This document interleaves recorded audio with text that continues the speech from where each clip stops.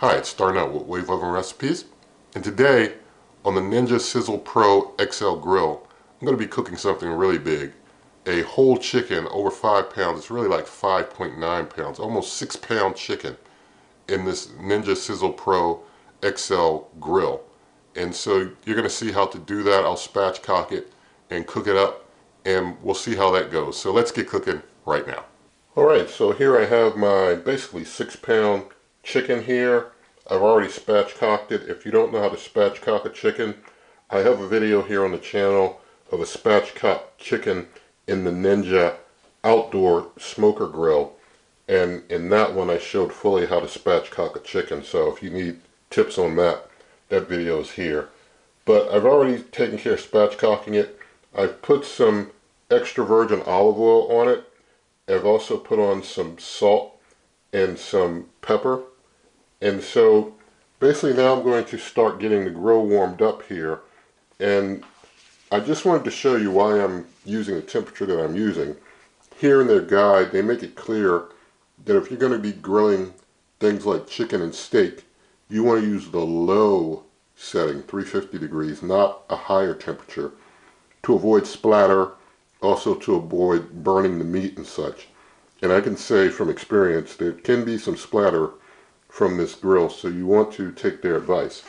And now I'm going to go ahead and turn the grill on, and I'm going to keep it on low where they have it, and I'm going to turn time up to an hour. I think the max you get is an hour. So yeah, I'm going to leave it at an hour on low, their recommended temperature, and going to go ahead and hit start. It might need more than an hour, but if it does, we'll add more time. If it needs less, that's great. But we're going to let it go ahead and preheat, and then I'll get the chicken put on the grill. And I'm not sure if I'll be able to close, even though it's spatchcock. If I can't close it, then we'll just do it open face. But either way, we'll get it on the grill and start grilling it up. Alright, it's time to add the chicken. So, opening things up, I'm just going to put the chicken on. Like that. It looks pretty decent there. I'm going to see if I can close things up. I don't know if I can or not. Yeah. So just a little too big to close up in there. So I'll just bring you back a little later, but I'm going to let this run for about 30 minutes. Alright, so I've let things go on this side for 30 minutes now, so I'm going to try and flip it over and let it do some time on the opposite side, and we'll see how that goes. Let's see, I got some tongs here.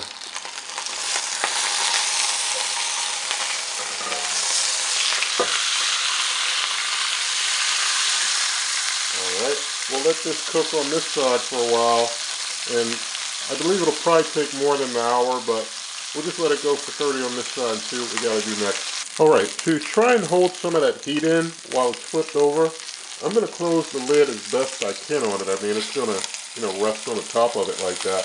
Won't close fully, but it'll help to keep some of that heat in there, maybe help fully cook some of the meat better over these next 26 or so minutes. We'll see what we get. Alright, it's been going for a full hour, and I'm just going to check temp, see if we're anywhere near done. Yes, and we are. We're looking pretty good.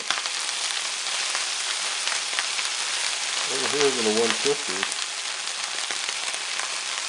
That looks pretty good. I'm going to, just for the sake of, I guess, security, we'll say, I'm going to flip it again and do a little time on the other side.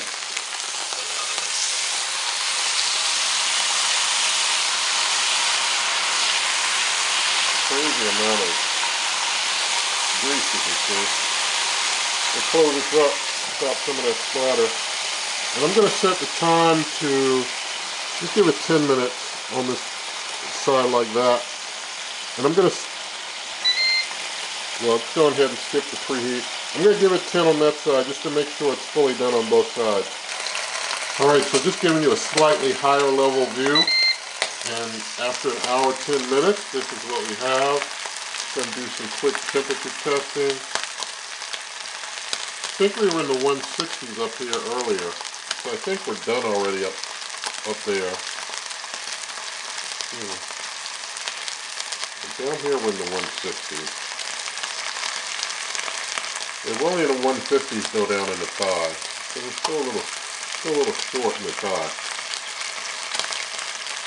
So every time I touch this thigh area, it's not, well, it's a little hotter there. It's still a little uncertain though. Put down here. Yeah, and I know about carryover, but I definitely want to get it all the way. I'm going to close up. I'm going to give it another 10 minutes to see how things are doing after that.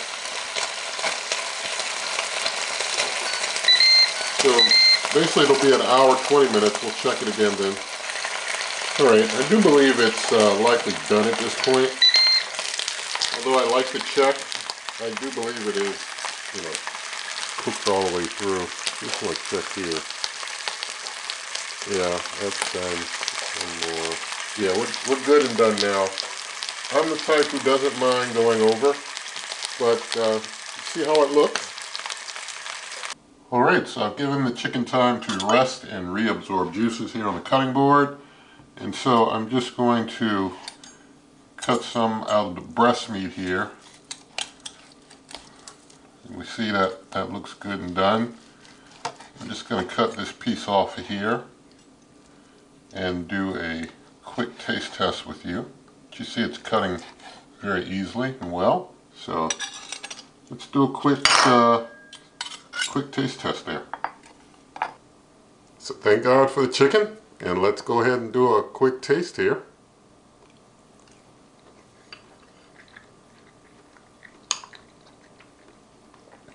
Very moist.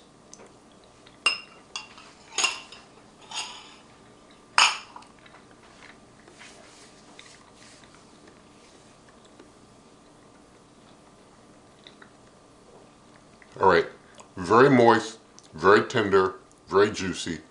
Turned out very well. So you can spatchcock a chicken on this thing and cook it up and it turns out nice. I really do like how it turned out. It wasn't dried out at all. Nice and moist. Kept that flavor and juiciness in there. So it turned out really well. I do think, you know, if you use more spices than just like maybe some salt and pepper, the spices could cause a lot of charring on the grill. You know, sometimes what you put on it is what causes things to kind of get too blackened over sometimes. But just using some regular old extra virgin olive oil and some salt and pepper, all good. But I do hope that you did like the video. And if you see a shop icon in the corner of the screen somewhere or something, you can use that. And if you buy through that, you help the channel through that. Also, nothing in this video is sponsored or given to me, and so I like to keep my distance from any of the companies.